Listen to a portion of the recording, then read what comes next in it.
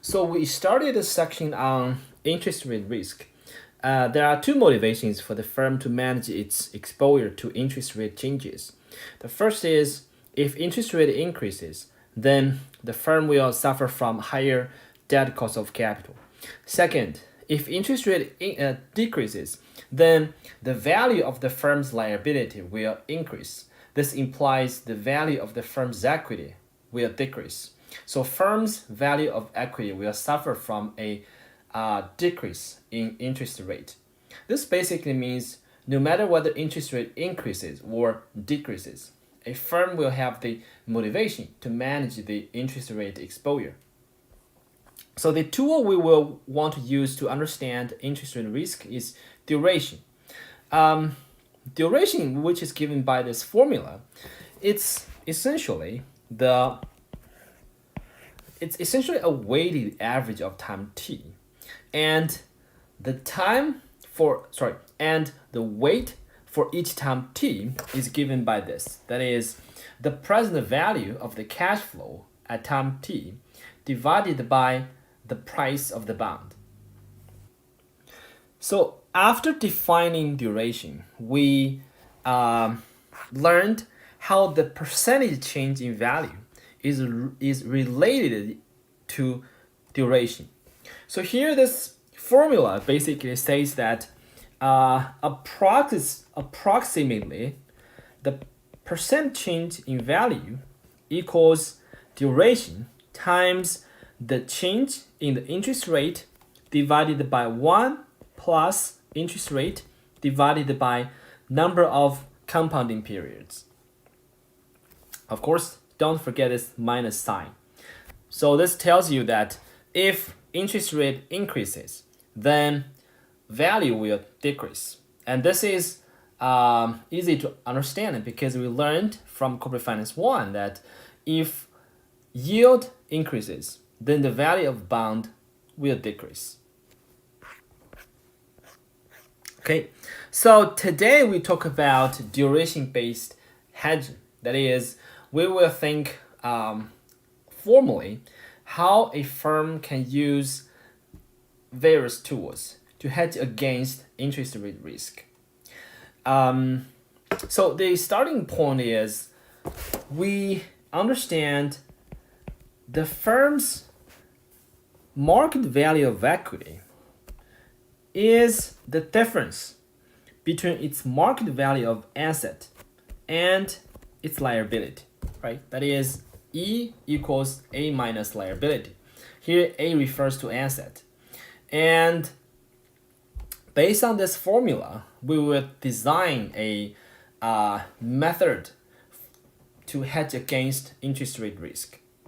So just looking at this formula, you can see that if interest rate changes affect the market value of the firm's asset, and if the interest rate changes affect the market value of the firm's liability, right? Then you can see that interest changes will affect the firm's market value of equity. That is, interest rate changes affect the market value of equity through their effect on the market value of asset and on the market value of liability. So, to hedge against the interest rate risk, we will basically follow a two-step process. First, we will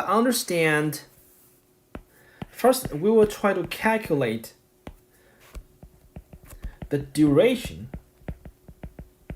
of the firm's asset and the duration of the firm's liability. So why do we want to do this? Well, because after calculating the firm's duration of its asset and the duration of its liability, we will be able to solve the firm's equities duration, right? So basically,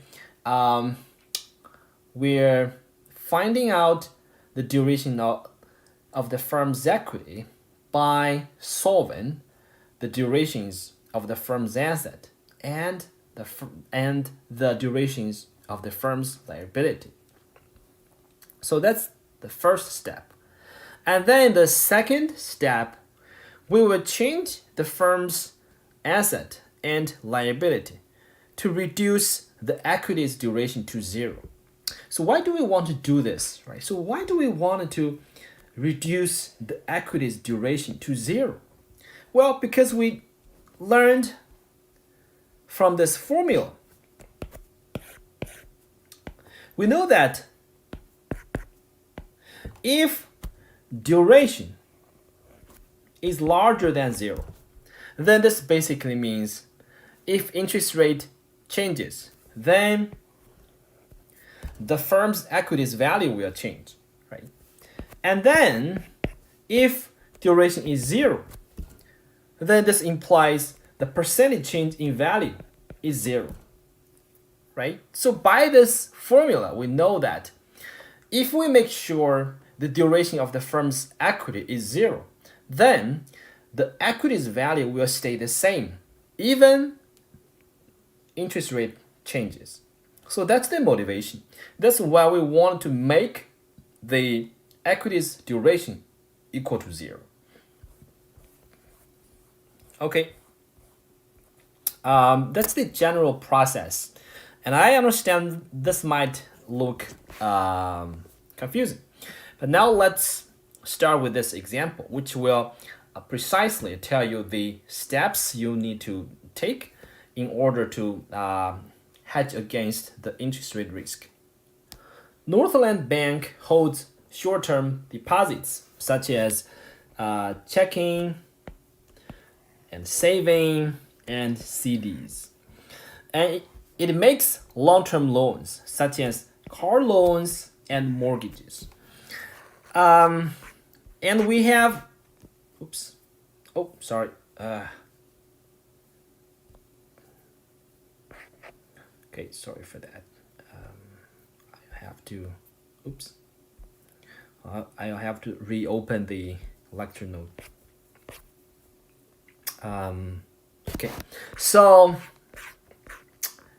Okay, so we have said this bank has short-term deposits and long-term loans.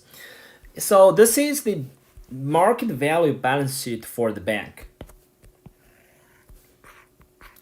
And you can see that, so basically for a bank, right, its deposits will be the bank's liabilities, right, because the bank owes customer monies. And the long-term loans will be the bank's assets. So you can see that for this bank, for this assets part, we have cash reserves. Obviously, this is necessary for a bank for either risk management or for meeting depositors' liquidity demand. And then we have auto loans, mortgages. Right? So the total assets would be $300 million. And on the liability side, we have checking and bank and saving account, and then we have GICs and long-term financing. So the total liability is $285 million, and the owner's equity here would be the difference, right? So it's basically 300 minus 285. That is equity equals asset minus liability, and asset is 300 and liability is 285. So the market value of equity would be $15 million. And what you can see here is there is this duration mismatch. The reason is you can see that on the liability side, right? Because as I said, short-term deposits are the bank's liabilities. Oops. And long-term loans are the bank's assets. So this basically means the bank has long duration in its assets, and it has short duration in liabilities. And again, from this formula, you can see that if you have a larger duration, then the interest rate risk is larger, right? Why? Well, the reason is because just from this formula, you can see that with a longer duration, then the percentage change in value will be larger. So you have a larger interest rate risk. Okay? So in the bank's case, let's say we consider a simple case, right? So let's say interest rate increases. Now, what will happen? Well, you can see that the firm's asset value will decrease, and its value of liability will also decrease. However, because the firm's asset has a longer duration, so this implies that the firm's assets will decrease more, right? So basically, the bank's asset has a larger interest rate risk. And we understand equity equals asset minus liability. So this means that in the end, the value of equity will decrease simply based on the fact that value of asset decrease more than the value of liability. So in the end, according to the difference, the value of equity will decrease as interest rate increases. So this is precisely the type of interest rate risk the bank will want to hedge against, right? Because you can see that interest rate increases, the bank's value decreases. So bank indeed has the motivation to hedge against this type of risk. Okay, as I said, the first step is we want to understand what is the duration of the firm's equity. And to know this, we will start from the duration of the firm's assets and the firm's liability. So that's the question here. What are the durations of the bank's assets and liability? Well, if you look at this, right? This table has given us durations for different assets and different liabilities. So you can see here is first for cash, its duration is just 0, right? And for auto loans, its duration is 2. And for mortgage, its duration is 8. So basically we have durations for 3 types of assets, right? But now our question is, what is the duration of the total assets? Well, this is easy. The reason is because you can consider the total assets as a portfolio of cash reserves, auto loans, and mortgages. And then if you do this, the duration of a portfolio is the value weighted average of the duration of each investment. Let's say we're looking at a portfolio. So this is a portfolio. Let's say it has 2 investments, A and B. And for A, its duration is DA. For B, its duration is DB. And now the question is, what is this portfolio's duration? Well, the portfolio can be represented as A plus B. So now we want to ask, what is D? That is, what is the duration of the portfolio of A plus B? Well, it's the value weighted average. That is, the portfolio weight on asset or on investment A times the duration of investment A plus the portfolio weight of asset B or investment B times the duration of investment B. Now, what is the portfolio weight of investment A? Well, this is easy, right? It's just the market value of investment A divided by portfolio value. Of course, the portfolio only has investment A and B, so the portfolio value is just A plus B, right? Then times DA, and then for portfolio weight B, it's just B divided by A plus B times DB, right? So that's how you calculate a portfolio's duration given individual investments durations. And now, by knowing this, we will be able to calculate the duration of the total assets. So let's focus on these three guys, right? We have cash reserves, auto loans, mortgages. And then the duration of the total assets would be, okay, let's see. So the portfolio weight of cash would be 10 divided by 300. And its duration is just 0. The second guy, auto loans, and its portfolio weight would be 120 divided by 300 times 2. And the third guy, mortgages. So mortgages have a market value of 170 divided by 300 times 8. And the final answer would be 5.33 years. Okay. Again, let's do the second part. That is, let's calculate the duration for liability. So, duration for liability. Okay, liability has 3 components. So, duration for liability equals, first, checking and saving.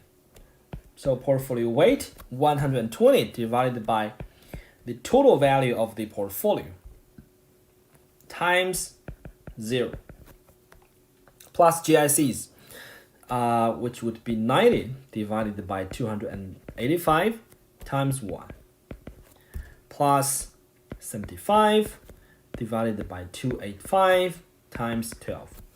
Okay. And this will give us 3.47. And judging from these two numbers, you can see that there is indeed duration mismatch, right? So basically, duration of the firm's asset is larger than duration of the firm's liability, right? So there is duration mismatch, which means the firm will suffer from the interest rate risk.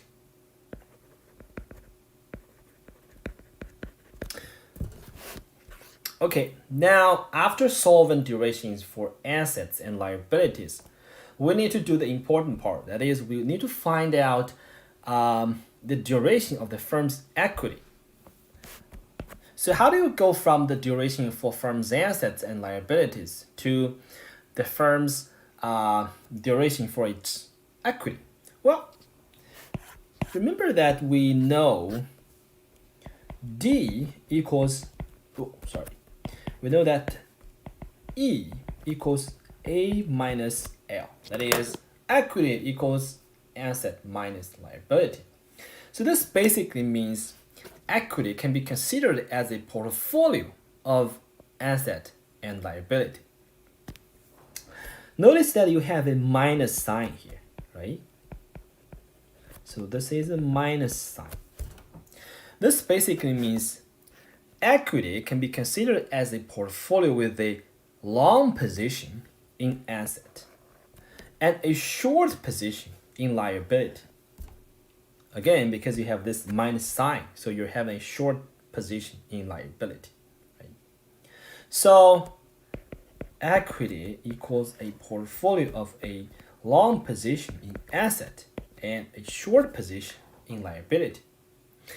Hey, we have learned the duration of the asset, it's 5.33.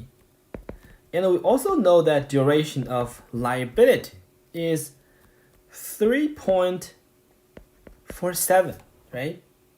So you can see that we will be able to solve equity's duration. Now, how do you do this? Okay, so duration of equity equals the portfolio weight of asset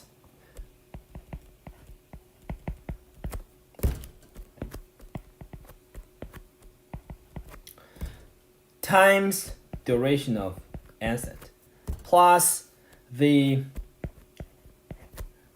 value of liability divided by the value of the portfolio times the duration of the liability.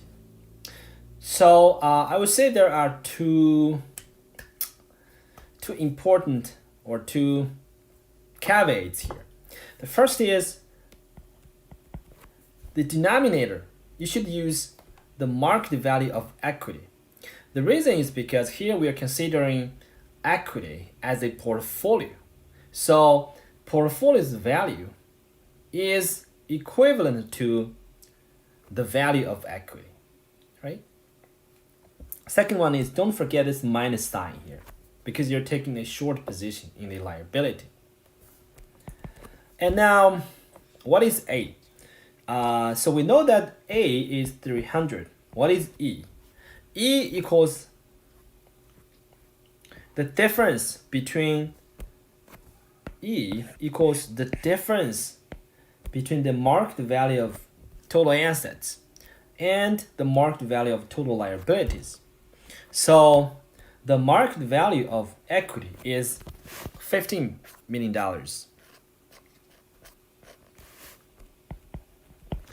And then we have calculate duration of the asset would be 5.33. And minus sign. So liabilities value would be 285. And duration would be 3.47. So this would give us a very long duration. 40.67 years. So this is a very long duration, right? It's 40 years. Now, remember we have learned the percent change in value equals minus sign duration times this number. So in the case of equity, right? So we want to understand how the percentage change in equity is related to the duration of the equity. We'll get some approximate answer here. So the percentage change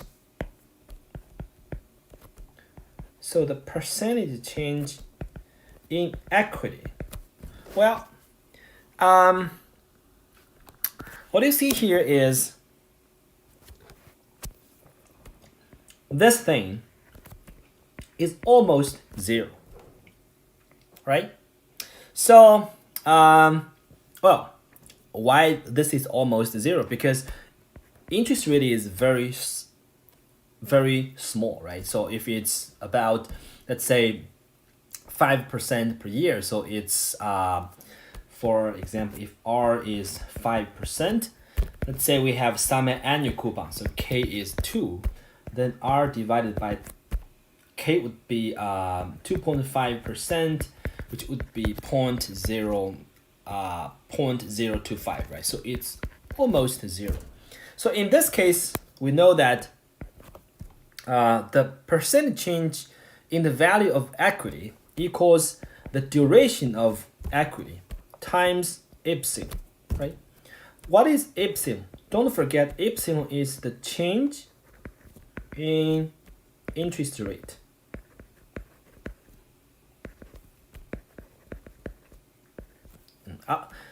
Obviously, the lecture note has a mistake here, so this part has an error, right? So I will change this part. I will edit the lecture note after this recording. And we know that the duration of equity is 40.67 years. So this tells us the percentage change in the value of equity equals minus 40.67 times change in interest rate. So let's say if the change in interest rate is 1%. Now what is the percentage change in equity?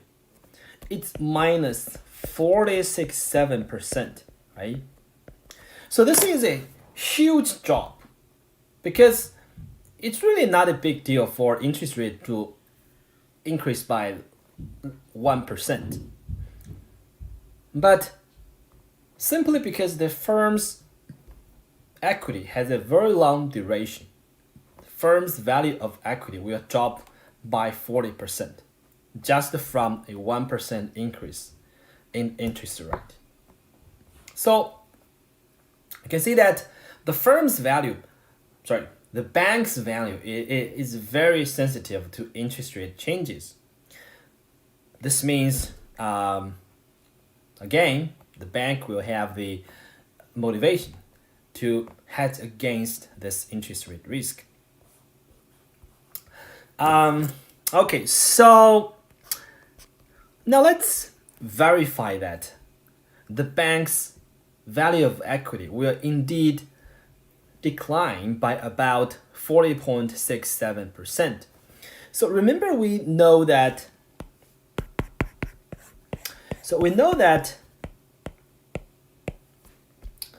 equity equals asset minus liability.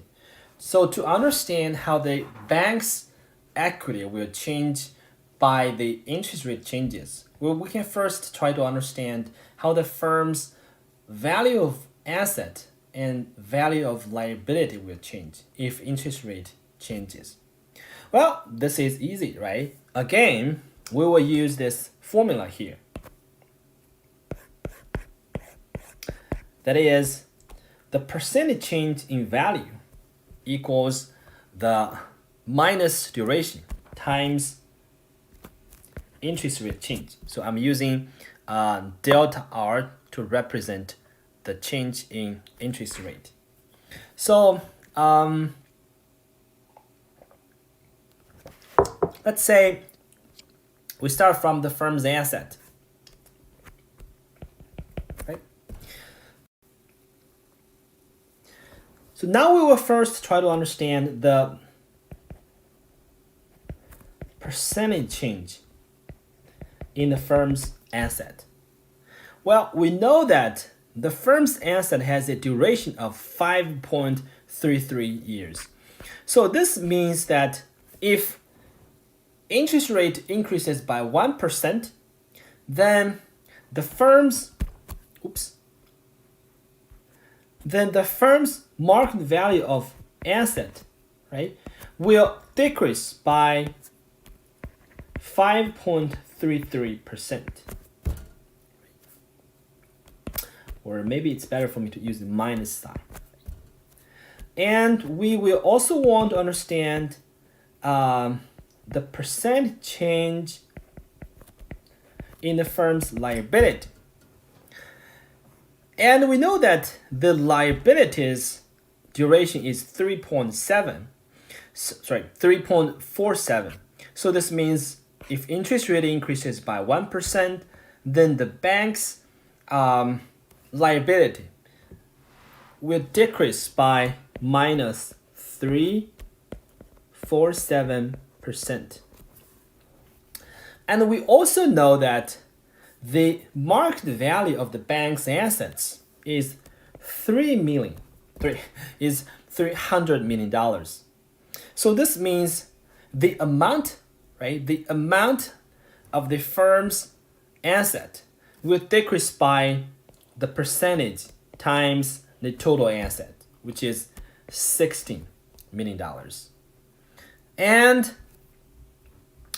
we know that the firm's liability has a market value of $285 million. So the value of the bank's liability will decrease by the percentage decrease times the total amount of liability, which is $9.9 million. And this means the bank's equity will decrease by 16 minus 9.9, right? So the change in the firm's equity would be 16 minus 9.9. And we know that initially the value of the bank's equity is $15 million. So the percentage change is just the change in the value of equity divided by the initial value, which is exactly 40.67%. All right, so this verifies our answer here.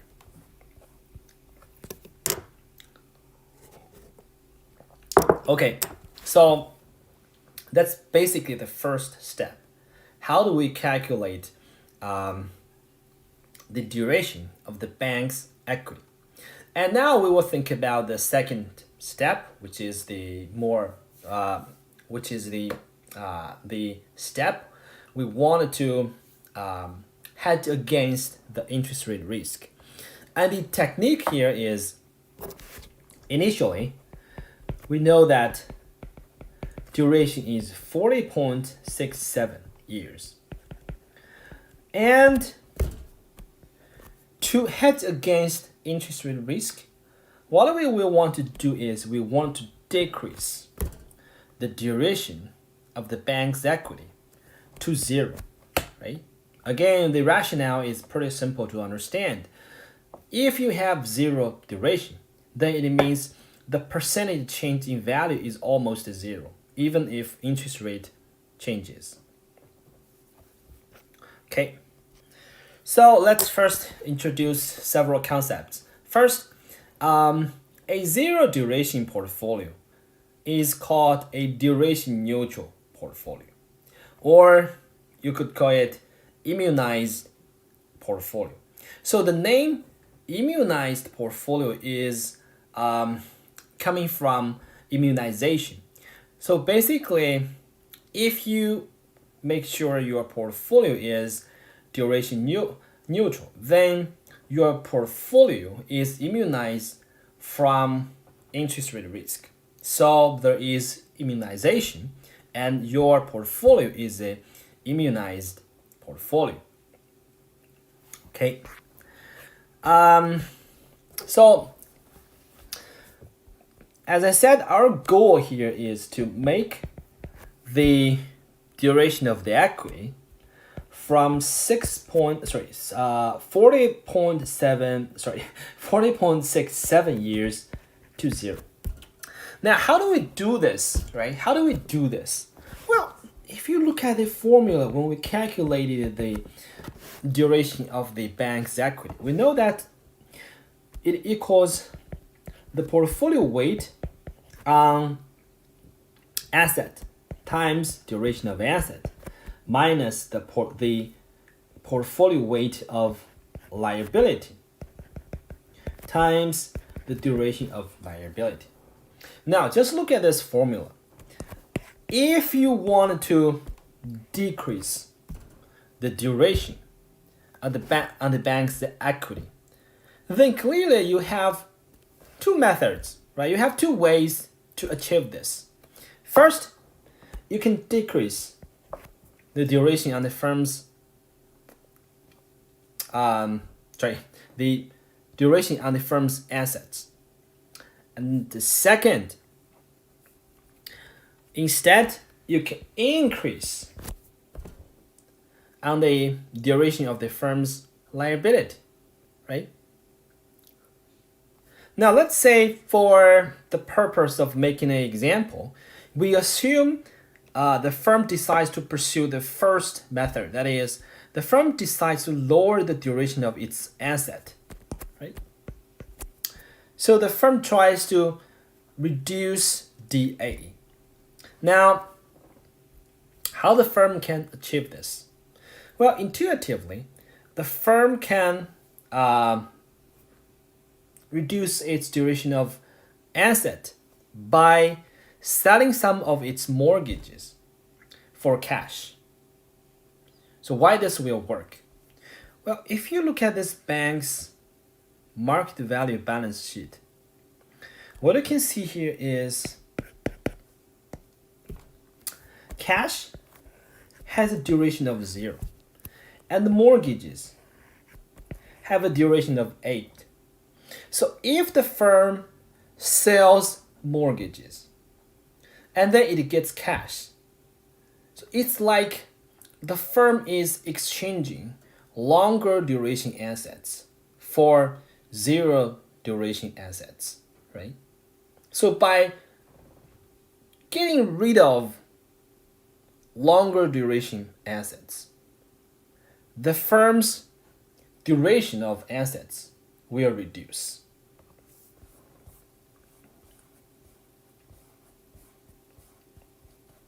Okay, so now we understand the basic methodology. That is, the firm sell its mortgage in exchange for cash. Now, the real question is, what is the amount of mortgages the firm needs to sell, right? Well, we have a formula for this. The amount to exchange equals change in portfolio duration times portfolio value divided by change in asset duration.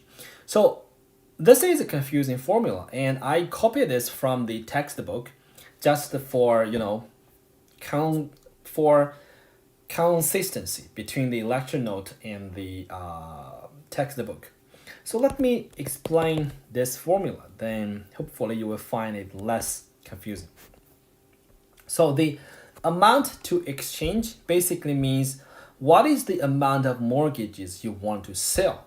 Why this is called amount to exchange? Because by selling mortgages for cash, you're essentially exchanging mortgages for cash, right? So that's why it is called amount to exchange. Change in portfolio duration. So what is this guy? Portfolio here. Well, in this case, portfolio is just your equity or the bank's equity. So why it is called portfolio? Well, because we know that equity is a portfolio of asset and liability, right? Portfolio value, well, this is just equity value.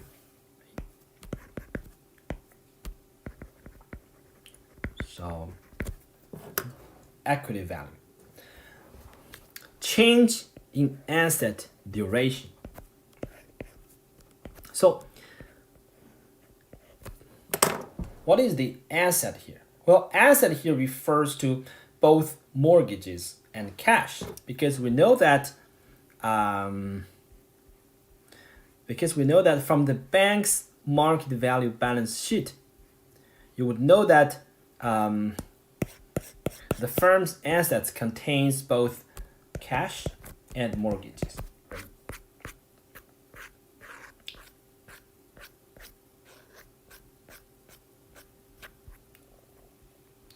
Oops. And then why do we have the name change in asset duration? Well, think about this. If you exchange mortgages for cash, then there is change in asset duration, right? Because mortgages have a longer duration and cash has 0 duration, right?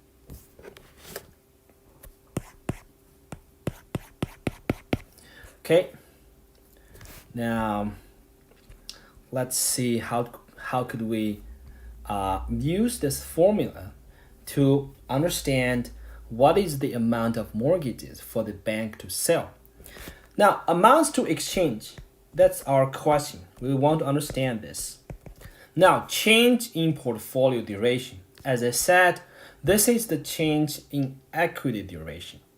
And our goal is we wanted to decrease the equities duration from a large number, 40 point, you know what, I have to double check whether I am using the correct number. Oops. So we wanted to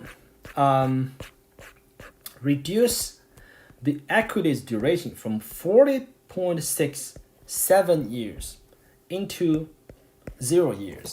Hey, we're building a zero duration equity portfolio here, right? Because we wanted to immunize equity from interest rate risk. We wanted to make sure it has a zero duration.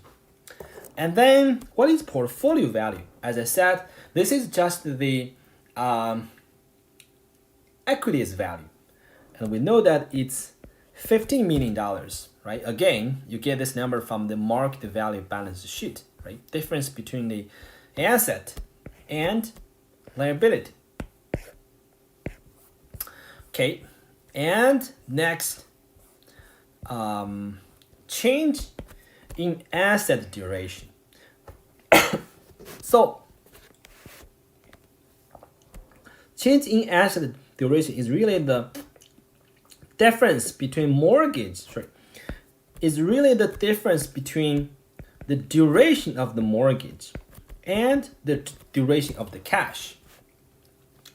And again, from this table, we know that the duration for the mortgage is 8.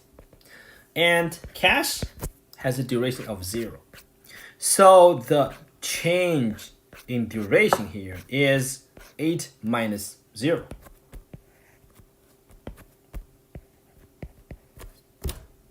Okay, now we can see the amounts to change. So this would be $76.3 million. So this basically means the bank has to exchange $76.3 million of mortgages for cash. Or in plain English, the firm has to sell $76.3 million of mortgages, right? Okay, now let's verify that after doing this, the bank's duration of equity will indeed become 0. So what we would do is, first, the bank's liabilities duration should stay the same, right? So it's still 3.47 years. Because we haven't done anything related to its segment.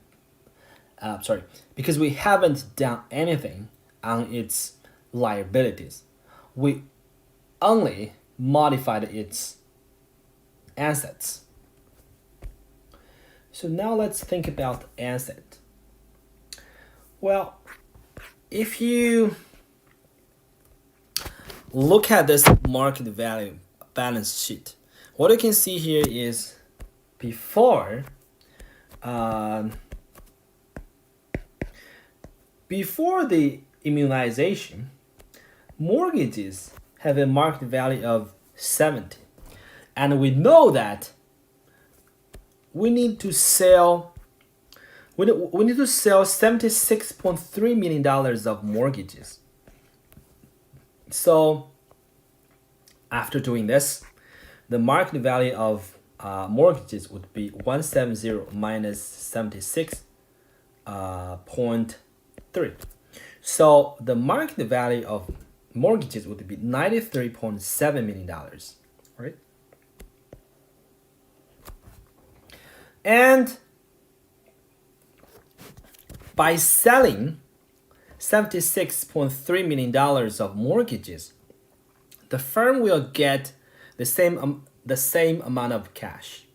So you can see that the firm's cash would be its original cash reserves plus new cash it gets from selling mortgages. So now it's $86.3 million. And now we can recompute the duration of the firm's assets. So the bank's asset will have a duration of the portfolio weight of cash divided by the total assets, 300.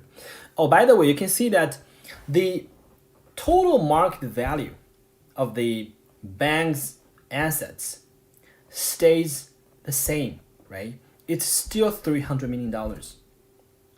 What really changes is individual components durations, right? And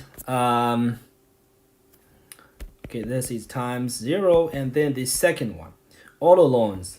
So it's 120 times 300 times duration plus 937 divided by 300 times 8. So this will give us a duration of 3.3, right? And so we can see that the asset will have a duration of 3.3 years.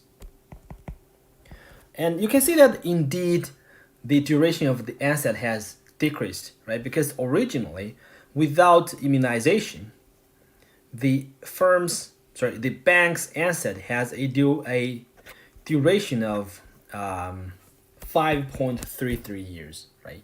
So after exchanging mortgages for cash, because cash has has 0 duration, the firm's the firm's duration of assets reduces to 3.3 years. Okay, now we can calculate duration of equity.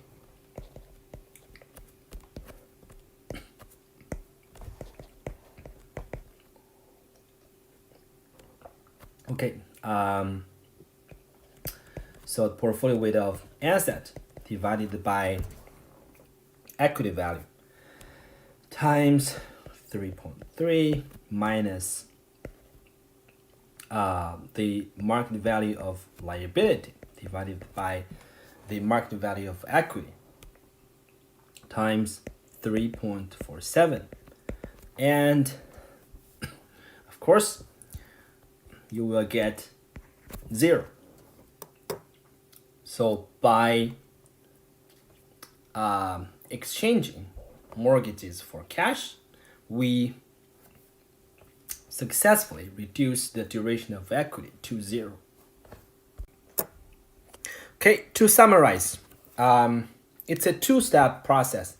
First step, we have to solve the duration of equity. And to do this, you have to find out the duration for asset and the duration for liability. And an important technique here is a portfolio's duration is the weighted average of individual investments duration. And after solving the duration for the equity, then you could proceed to the second step. In the second step, your goal is to reduce the duration of the equity to 0. And to do this, you need to understand what is the amount of asset you want to sell. And this amount is given by this simple formula. And as I said, it's important for you to understand how to correctly plug in numbers into this formula, right? Okay. Now, let's move on to the next topic, which is the swap-based hedging. So we're still thinking about how to hedge against interest rate risk. And our current solution is to use immunization. And for immunization to work, what we have done is to sell the bank's asset. And by doing this, the bank will be able to reduce its duration of equity to 0. And this will achieve the goal of immunizing against interest rate risk. But what you can see here is This is an unrealistic solution, right? Because very naturally, you can imagine that for most firms, selling assets for the purpose of hedging is not possible because firm firms they need these assets to conduct its business operations. And now we will use interest rate swap. This is a financial instrument which will serve as an alternative means of modifies the firm's interest rate exposure without buying or selling assets. So you can see that this is a well designed financial vehicle. Using this interest rate swap, firm can achieve the goal of immunizing against interest rate risk without modifying its balance sheet. Okay, first, let's introduce interest swap. What is the interest rate swap? Well, just looking at the name, you can see that it's about swapping interest rates. So basically, there will be two parties. They will swap interest rates with each other, right? So formally, interest rate swap is a contract in which two parties agree to exchange coupon payments from two different types of debt or loans. For example, let's say firm A pays coupons based on fixed interest rate and receives coupons based on the market interest rate. Right? This is interest rate swap because this firm is swapping a fixed interest rate for a market interest rate. Here, market interest rate is also referred to as floating interest rate. So why do we have the name floating? Well, it's because it's market interest rate.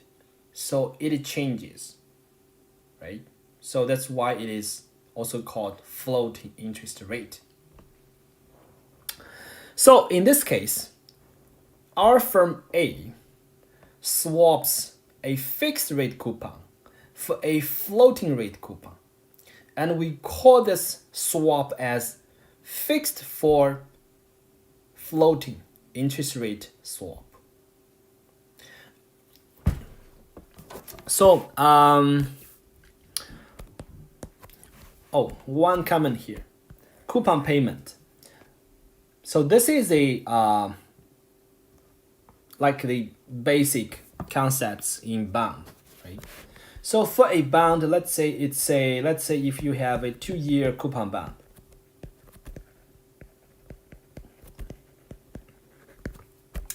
Let's say this bond has annual coupon. Right? Then this basically means at the end of the first year, you will get your coupon payments. And at the end of the second year, you will also get your coupon payments, right? Okay, let's see a more concrete example on the interest rate swap.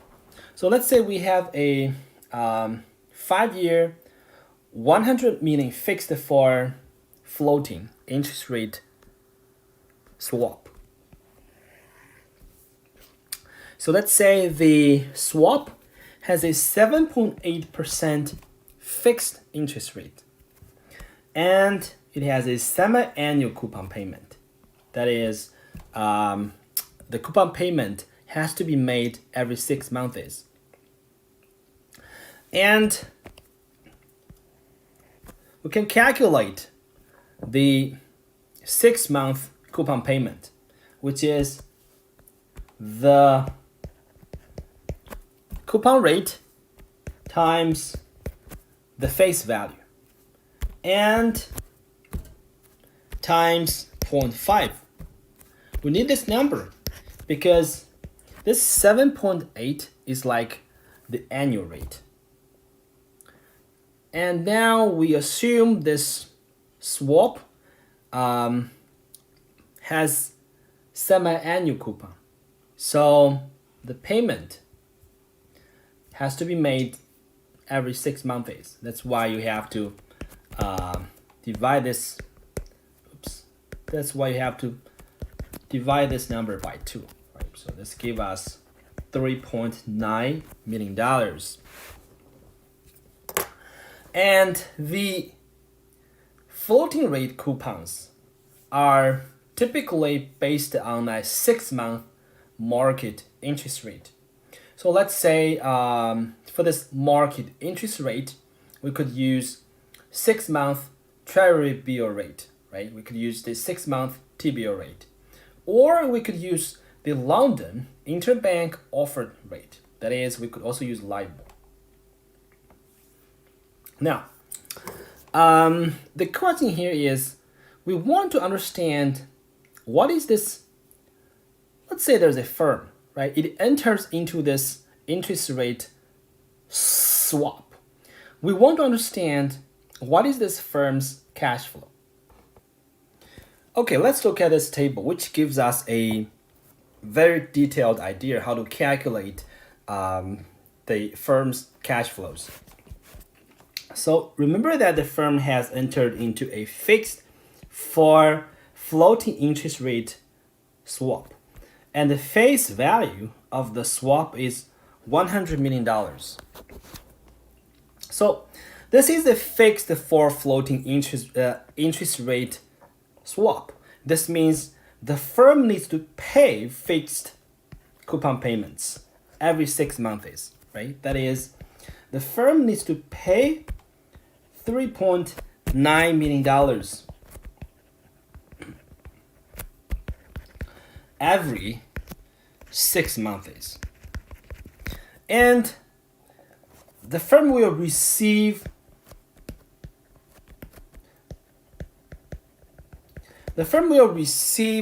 coupon payments based on the market interest rate, right? And you can see that we have this 6-month LIBOR rate here. So these are actually annual rates. And what you can see here is this interest rate actually changes, right? For example, initially, the LIBOR rate was 6.8%, and then it increases. Of course, because LIBOR is a market interest rate, so it is a floating interest rate. And based on LIBOR, we can calculate the floating rate coupon. Right? For example, for the first coupon payment, you would use the prior period interest rate, 6.8% times face value, which is $100 million. And then this 6.8% is the annual rate. And we're thinking about the 6-month coupon payment here. So you have to divide this number by 2. And this gives us $3.4 million. Of course, for other different LIBOR rates, you could do the same. Then you will get all these floating rate coupon payments at different periods. And now we can calculate the firm's cash flow from this interest rate swap. As I said, this is a fixed for floating swap, which means the firm will pay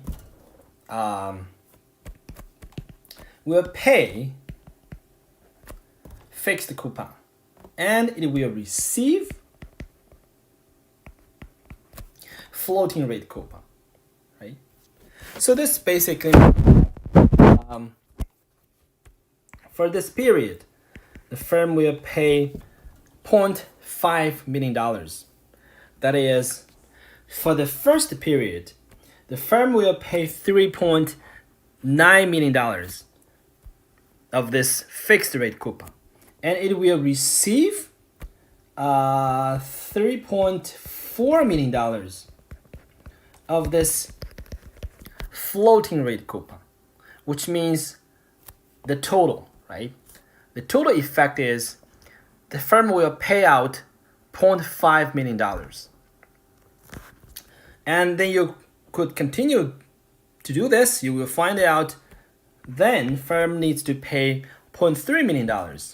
And then depending on the LIBOR rates, sometimes the firm pays, sometimes the firm receives a payment, right?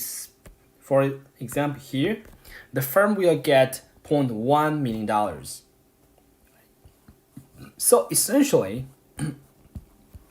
the calculation here, or the result, equals the interest rate differential times $100 million. For example, to get this number, what you will do is you will look at the interest rate differential. That is, the floating rate is 3.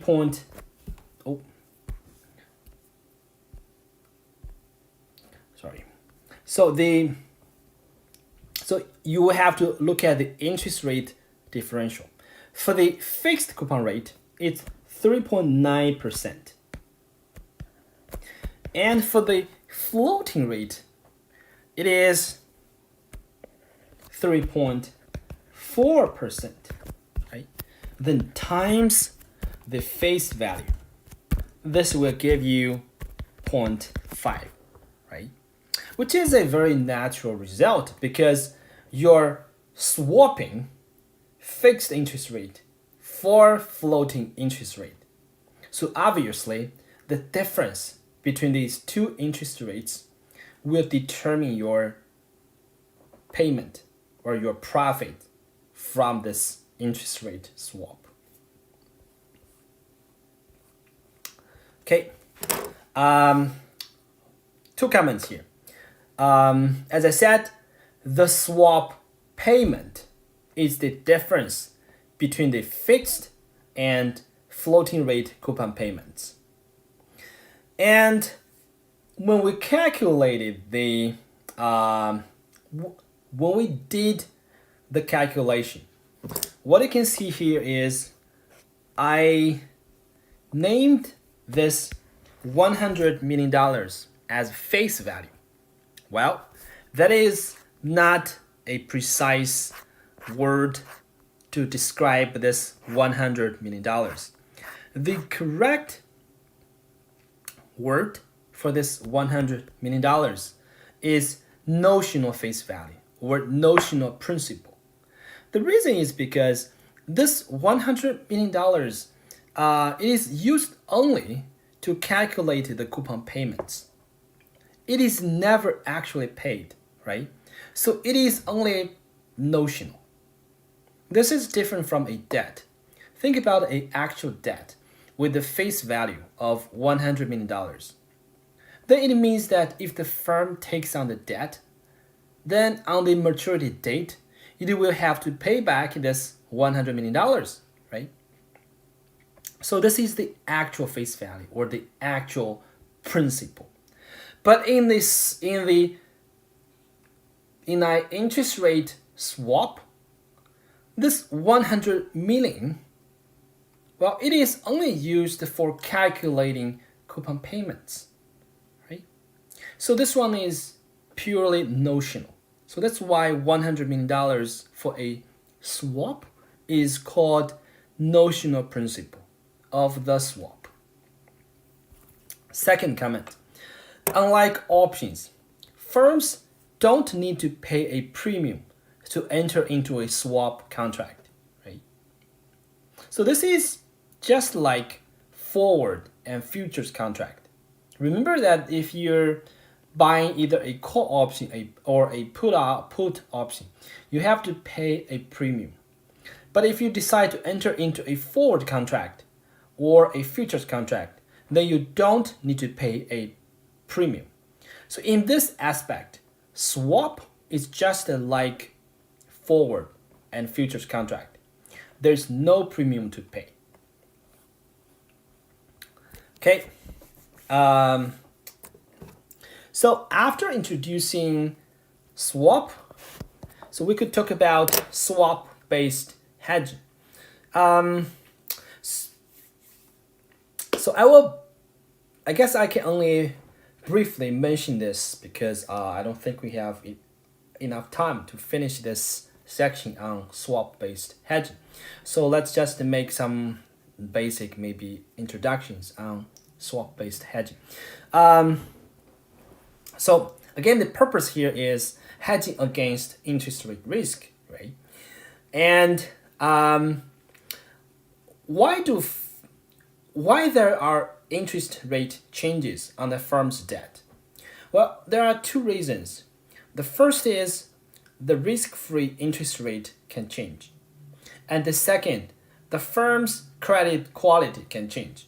So basically, you can consider this. You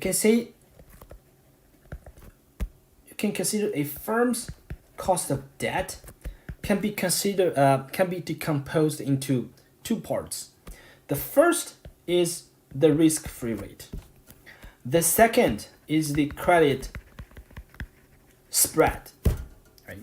So basically, you can see that if the risk-free rate changes, then firm's cost of debt will change. Or if the firm's credit quality changes, then the credit spread will change. Then in this case, the firm's cost of debt will change.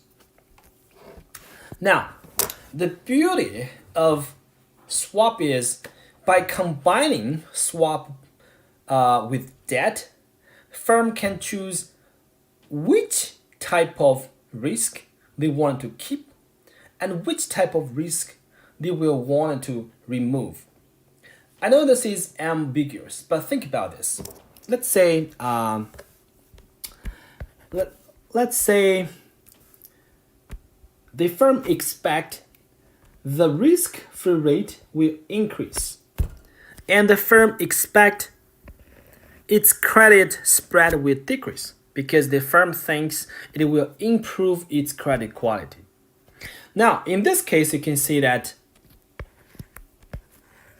firm will want to keep this part because lower credit spread obviously means the firm will have a lower cost of debt.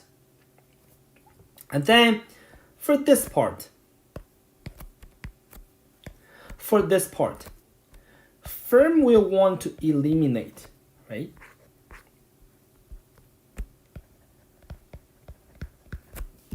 Because a higher risk-free rate means the firm will have to pay higher debt cost of capital, right? So by cleverly using debt, combining debt with swap, the firm will be able to keep this nice part and remove this bad part. Right? Okay, as I said, I will just make an introduction on this swap-based hedging. And then we will talk about the actual example in the next class.